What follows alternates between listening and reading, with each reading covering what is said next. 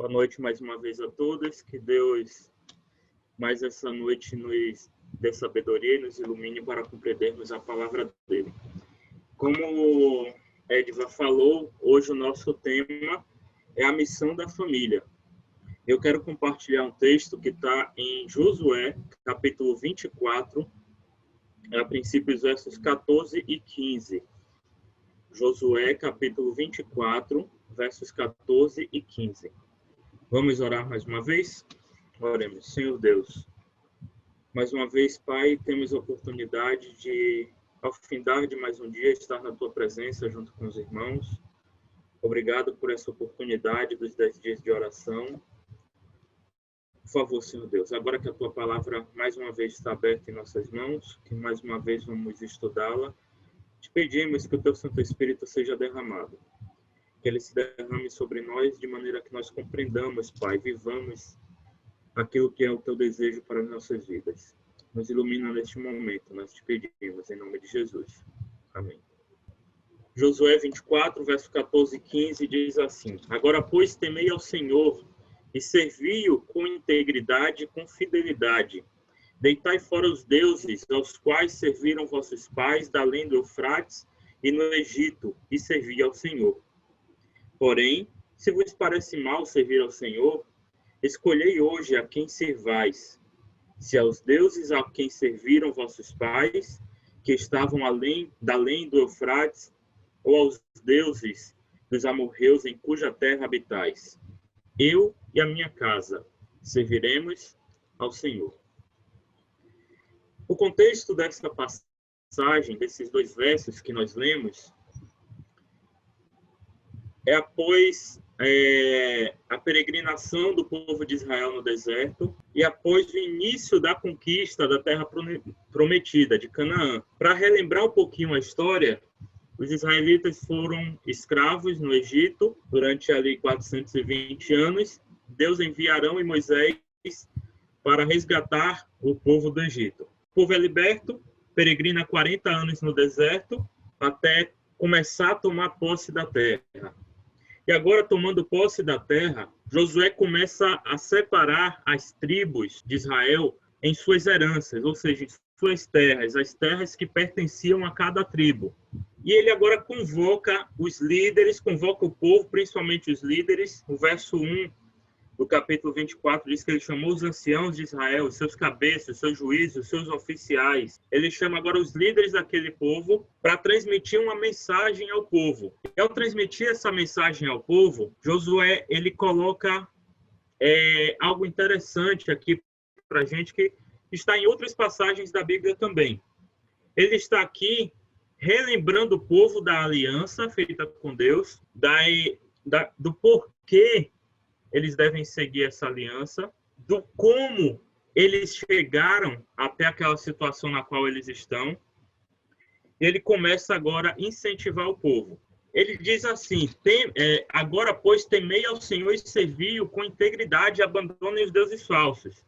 Mas se vocês não quiserem servir, não sirvam. Se vocês quiserem continuar adorando os deuses que os seus povos adoravam, da além do Eufrates, aqui ele está fazendo referência à família de Abraão, né, de onde Abraão foi tirado, seu pai Terá, seu irmão Naor, que o verso 2 cita, ele agora está dizendo assim: olha, se vocês não querem servir, não sirvam, mas vocês vão ter que escolher um caminho. Vocês têm diante de vocês dois caminhos. Ou vocês servem a Deus, ou vocês servem aos deuses desse mundo. Ou vocês servem o Deus verdadeiro, ou vocês não servem. Que outras passagens nos lembram isso? Temos, por exemplo, o Deuteronômio, quando Deus coloca diante do povo dois caminhos: o caminho da vida e da morte, da bênção e da maldição.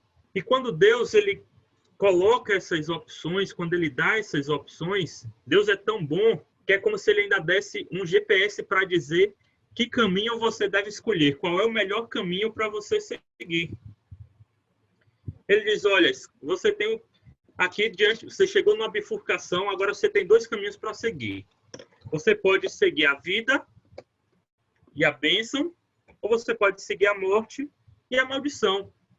Você pode escolher qualquer um desses dois caminhos, mas como um bom GPS que dá a direção correta, ele diz: sigam o caminho da vida, para que vocês tenham vida. Sigam o caminho da bênção.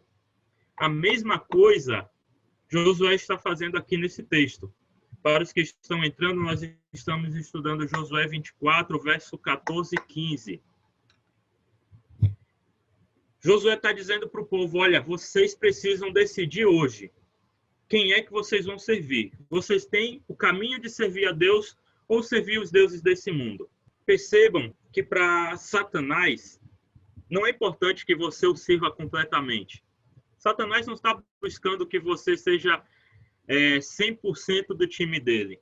Você pode torcer um pouquinho para ele, trabalhar um pouquinho com ele e achar que trabalha o resto todo com Deus, para ele já é suficiente. Se você tiver 1% do lado dele, para ele já é suficiente, porque ele sabe que os outros 99% que você acha que está do lado de Deus não é nada, porque não é verdade. Lembra o que Jesus disse? Ninguém pode servir a dois senhores. Ou você serve um, ou serve o outro. Só há dois caminhos a escolher. Não há um terceiro também. Isso aqui é importante saber. Ou você está 100% com Deus, ou você não está com Ele. Josué, semelhantemente a Deus, ao que Deus faz lá em Deuteronômio, aquele dá a mensagem para o povo, indicando qual é o melhor caminho para o povo. Ele diz: vocês podem servir a Deus e podem servir aos deuses desse mundo, mas eu e minha casa vamos seguir o melhor caminho. O caminho correto. Nós vamos servir ao Senhor. Deus, ele é muito bom conosco. Ele nos mostra os caminhos. Ele nos mostra qual é o destino final desses caminhos, aonde cada um deles vai chegar. E ele ainda indica qual é o melhor caminho a ser seguido. Josué está fazendo a mesma coisa aqui. Sirvam ao Senhor. Temam ao Senhor. O temor do Senhor, o confiar em Deus, o crer na soberania de Deus, reconhecer a soberania de Deus é a base da adoração a Deus no Antigo Testamento, principalmente. E aqui há outras coisas que nós podemos depreender também que são importantes nesse texto.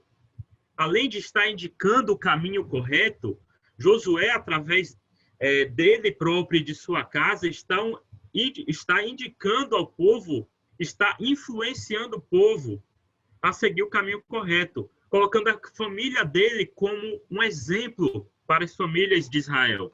Pensem, ele chegou ali naquela reunião e agora disse: vocês precisam escolher um caminho.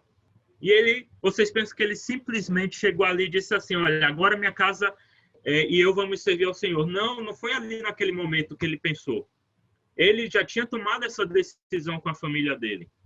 Ninguém vai chegar, ele não iria chegar ali naquele momento para dizer o que ele iria fazer se não fosse, se eles não já tivessem tomado essa decisão anteriormente. Então, a família de Josué, e não somente Josué, era um exemplo para as famílias de Israel. Eles estavam ali agora se colocando como exemplo a ser seguido. Como o apóstolo Paulo diz: sejam meus seguidores como eu sou também seguidor de Cristo. Josué estava fazendo a mesma coisa: sigam a minha família, pois nós estamos servindo a Cristo. Então, Josué, agora por meio da sua família, está, digamos assim, evangelizando também Israel, cumprindo a missão dela de, primeiro, servir ao Senhor e, de segundo, ser influência para que outras famílias também decidam por servir ao Senhor. Outra coisa que é importante nessa passagem também é o discurso que Josué faz antes de chegar a esses versos que nós falamos. Para chegar aqui, ele começa a relembrar ao povo a sua história, relembrar como Deus guiou o povo ao longo da história, de como Deus foi bom com eles, de como Deus se importa e se importou com eles ao longo da história, a ponto de guiá-los até aquela terra prometida ali, onde eles não tiveram que trabalhar, eles não tiveram que edificar. Verso 13: dei-vos a terra em que não trabalhastes, cidades que não edificastes, e habitais nelas. Comeis das vinhas e dos olivais que não plantastes. Ou seja, ele está demonstrando a graça de Deus que tudo que eles têm e receberam vieram da graça de Deus. Verso 2 ao verso 13, no verso 2 ele começa lembrando: lembrem-se do nosso pai Abraão, que saiu da sua terra além do Eufrates, onde a sua família adorava outros deuses, mas Deus o resgatou daquela terra de pagã, terra de adoração a outros ídolos. Deus tira Abraão e ele diz: Deus dá descendência a Abraão, dá a Isaac, Jacó e Esaú, faz Esaú e Jacó serem prósperos. Jacó e seus filhos descem para o Egito, lá são escravizados. Deus vem com mão poderosa e liberta o povo da escravidão do Egito. É importante nós lembrarmos a figura da qual a escravidão do Egito muitas vezes é utilizada na Bíblia. Ela muitas vezes representa a escravidão do pecado e da morte. Josué está lembrando o povo de como Deus o guiou e Deus o livrou. Mas isso também se aplica a nós. Nós podemos muito bem olhar para essa história aqui e pensar como Deus nos libertou do domínio da escravidão do pecado e da morte. Assim como Deus libertou Israel da escravidão, ele também nos liberta. Ele diz: Deus operou em vocês no Egito, Deus guiou vocês por meio do Mar Vermelho, aquele mar que se abriu para vocês passarem, matou o exército poderoso de Faraó que os perseguia. Deus guiou vocês no deserto. Deus deu vitória sobre diversos povos. Lembrem-se de como Deus foi fiel para com a aliança conosco, e agora sejam fiéis a Deus também nesta aliança. Isso é um recado para nós também, para nós nos lembrarmos o como Deus tem nos guiado, o como Deus tem cuidado de nós, o como Deus tem nos levado, nos conduzido, mesmo em meio ao deserto deste mundo, para o destino final que é a terra prometida. Do como Deus nos libertou a nós e nossas famílias da escravidão do pecado e da morte. A história de Israel muito bem se aplica a nós também. E a mesma coisa a qual Josué está conclamando o povo de Israel naquele momento, se aplica a nós também. Que nós hoje, verso 14, agora temamos ao Senhor e sirvamos com integridade e com fidelidade. Que lancemos fora os deuses que atrapalham a nossa adoração a Deus. Aquilo que impede que nós sirvamos verdadeiramente ao Senhor. Individualmente, em família, precisamos pedir instrução e orientação do Espírito Santo para identificar os deuses que há em nossas vidas, em nossas famílias, que nos impedem de servir ao Senhor.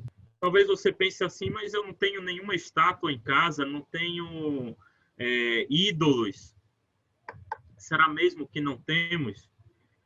Parece muito fácil para nós acharmos que não vivemos na idolatria, no paganismo, porque nós não somos como esses povos antigos, e até mesmo alguns povos de nossa época, que têm deuses diversos, que têm casas cheias de ídolos feitos por mãos humanas. Mas pare para pensar, quais coisas na sua vida têm sido ídolos, têm se colocado no lugar de Deus? Há pessoas que idolatram outros seres humanos, artistas, jogadores de futebol, instituições como times de futebol, governos, políticos.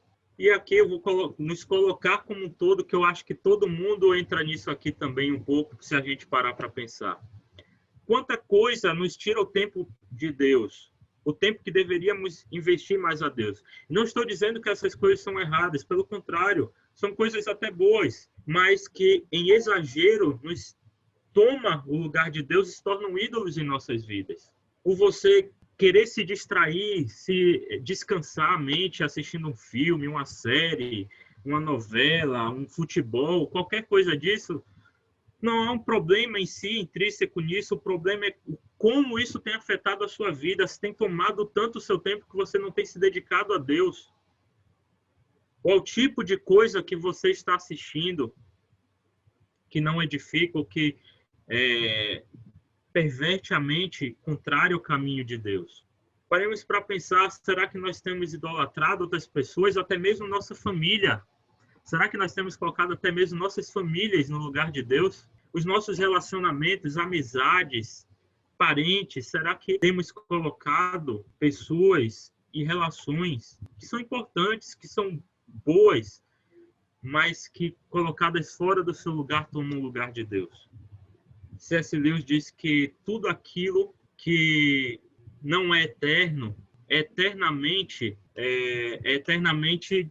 não desprezível, mas desimportante. Porque se aquilo que não é eterno, por mais que seja interessante, logo vai se desfazer. Devemos antes procurar as coisas que são eternas, pois elas durarão para sempre. Então, que hoje nós tomemos essa decisão de servir verdadeiramente ao Senhor, integralmente e com fidelidade, como diz o verso 14.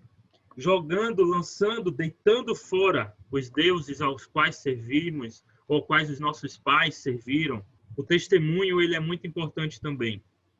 Diante do testemunho de Josué e de sua casa, de sua família, que decidiram-se por servir ao Senhor, a resposta do povo no verso 16 é muito importante. Então, respondeu o povo e disse: longe de nós o abandonarmos o Senhor para servirmos a outros deuses.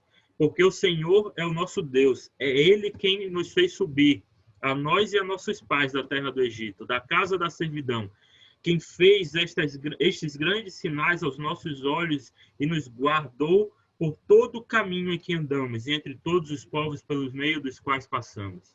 O povo agora se lembra da aliança feita com Deus, de como Deus o guiou, de como Deus conduziu, protegeu, libertou. Portanto, o testemunho das nossas famílias é muito importante para o cumprimento da nossa missão. Que através do nosso testemunho, as pessoas e as famílias ao nosso redor reconheçam a Deus como soberano em suas vidas, que guia, que liberta, que cura, que nós também levemos essa mensagem a outras pessoas e outras famílias, relembrando a elas como Deus tem sido bom, mostrando a elas como Deus tem sido bom em nossas vidas, como Deus tem nos guiado, como Deus tem nos salvado, e que Ele pode e quer operar isso também na vida delas. Dos versos 18 até o verso 22, o povo agora começa a falar reatar, a aliança, o contrato feito com Deus. E Josué diz assim: olha, agora que vocês decidiram reatar a aliança, seguir a aliança, abandonar, se voltar para Deus, servir verdadeiramente a Deus, vocês precisam fazer uma coisa. Verso 23. Agora, pois, deitai fora os ídolos estranhos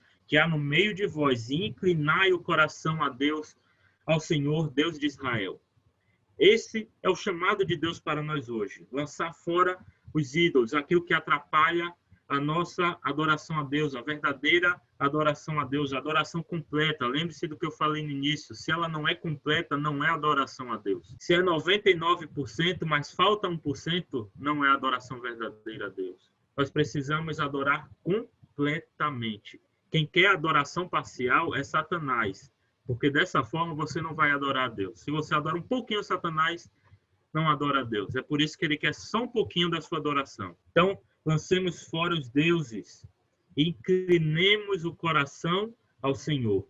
Verso 24, disse o povo a Josué: ao Senhor nosso Deus serviremos e obedeceremos a sua voz. Que essa seja a nossa decisão e a decisão da nossa família hoje. Que nós possamos dizer e viver que nós e nossas casas serviremos ao Senhor. Para concluir, eu quero ler alguns textos que estão aqui no nosso guia, no estudo de hoje, na página 22, no finalzinho da primeira coluna, onde tem por subtítulo Todos têm uma obra a fazer. O texto diz assim: cada jovem, cada criança tem uma obra a fazer para a honra de Deus e o reerguimento da humanidade. Nós não sabemos em que setor nossos filhos poderão ser chamados a servir. Eles podem despender sua vida no círculo do lar. Podem empenhar-se nas ocupações comuns da vida ou ir a terras pagãs como ensinadores do Evangelho. Mas todos são igualmente chamados como missionários para Deus, ministros de misericórdia para o mundo. Devem obter uma educação que os ajude a permanecer ao lado de Cristo em abnegado serviço. Todas as manhãs e tardes devemos apresentar nossos filhos a Deus como uma herança remida com sangue, ensinando-lhes que seu principal dever e privilégio é amar e servir a Deus. Não devemos ficar pensando que a missão ela é cumprida unicamente quando missionários vão ao estrangeiro, a terras pagãs, a terras que não conhecem o evangelho pregar. O evangelho ele é pregado e a missão é cumprida, como o texto deixa muito claro, a partir do lar. Há muitas pessoas, a missão será evangelizar a sua própria família. E esse trabalho é tão importante, tão grandioso, quanto dos missionários que estão em terra estrangeira. Para muitos, será evangelizar os vizinhos. E esse trabalho também é muito importante, tão importante quanto a missão em terras estrangeiras. Que nossas casas sejam missionárias, que as pessoas e as famílias ao nosso redor vejam o como nossa casa serve ao Senhor e que nós levemos esse desejo de servir ao Senhor a outras famílias também. Para concluir, na página 23, responsabilidade para com os vizinhos, o último parágrafo. Devemos sentir que é nosso dever trabalhar especialmente pelos que são da nossa vizinhança.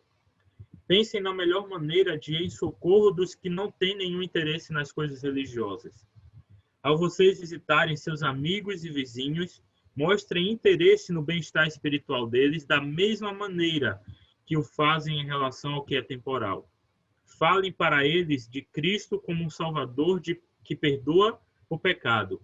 Convidem os vizinhos para a casa de vocês e leiam partes da preciosa Bíblia e de livros que lhe explicam as verdades.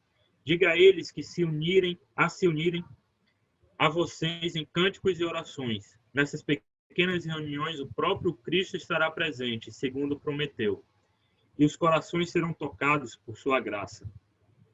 Os membros da igreja devem se preparar para realizar essa obra. Ela é exatamente tão essencial como salvar as pessoas que estão em trevas nos países estrangeiros. Então, que essa obra seja realizada em nós e por nós. Nós falamos ontem, sobre Deus querendo que nós tenhamos mais saúde para melhor servirmos e pregarmos e resgatarmos pessoas para o reino de Deus. Que esse seja o nosso trabalho, de Jerusalém até os confins da terra. Ou seja, de nossas casas, passando pela nossa vizinhança, até os países estrangeiros. Que nós declaremos e vivamos, eu e a minha casa, serviremos ao Senhor. Neste momento, nós vamos ter um momento para oração. Edva vai colocar uma música, eu vou te pedir, Edva, para colocar hoje o Falar com Deus. Enquanto a música estiver tocando, nós vamos orar. Você pode orar individualmente, ou se quiser orar com seus familiares que estão junto com você também. Tire esse momento para orar por alguns propósitos. Ore para que o discipulado seja uma realidade em sua casa e que todos cresçam em comunhão, relacionamento e missão. Que nós em nossa casa tenhamos comunhão com Deus, nos relacionemos melhor e que a missão de buscar outros esteja enraizada em nós também. Ore pelos familiares, pelos 5 ou quantos sejam os familiares pelos quais você tem orado, para que eles voltem ao Senhor ou para que eles decidam-se por servir também ao Senhor. E o terceiro ponto, ore pelo derramamento do Espírito Santo, como nós falamos ontem. Que ele derrame o Espírito Santo sobre a liderança da nossa igreja, sobre a nossa igreja como um todo, sobre nós, sobre a nossa casa, sobre nossas famílias. Então, Edva, pode soltar a música. Enquanto ela estiver tocando, nós vamos orar por esses propósitos. Ao final da música, faremos uma oração aqui para concluir.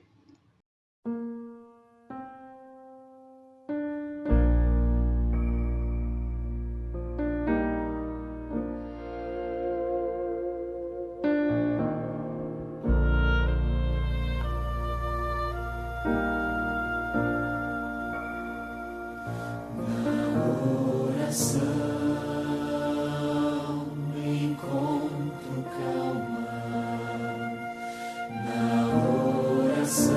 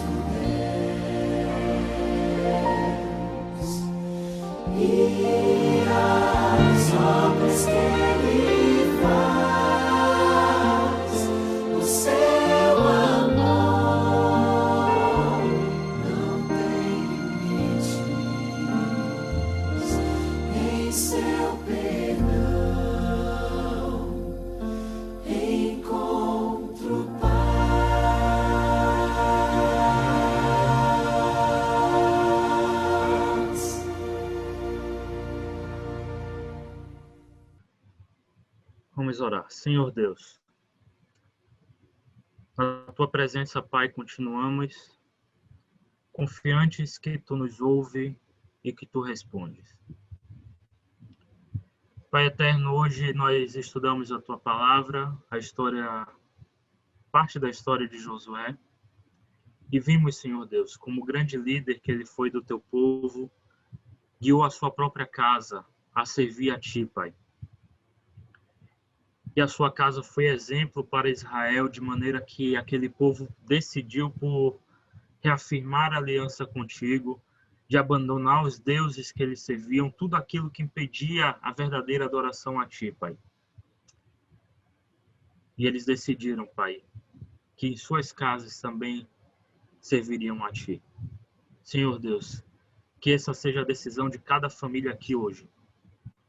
A decisão de que nós serviremos ao Senhor, que abandonaremos os ídolos, abandonaremos os deuses desse mundo, as coisas que atrapalham a nossa adoração a ti, Pai. E te serviremos verdadeiramente. Senhor Deus, obrigado, Pai, porque através dessa história também lembramos o quanto tu tens sido bom em nossas vidas. Obrigado, Senhor Deus, porque tem nos conduzido, nos livrado, nos libertado, nos protegido. Obrigado principalmente, Pai, pela graça de Cristo na cruz do Calvário, que nos liberta, nos livra da escravidão do pecado e da morte. Obrigado, Senhor Deus. Por favor, Pai, derrama o teu Espírito sobre a tua igreja. Derrama o teu Espírito sobre cada família aqui, de maneira, Pai, que nós vivamos em comunhão contigo, em relacionamento contigo e com os nossos que estão ao nosso redor. E que nós, Pai, pratiquemos a missão de levar a tua palavra e ser exemplo para as famílias que estão ao nosso redor. Senhor Jesus,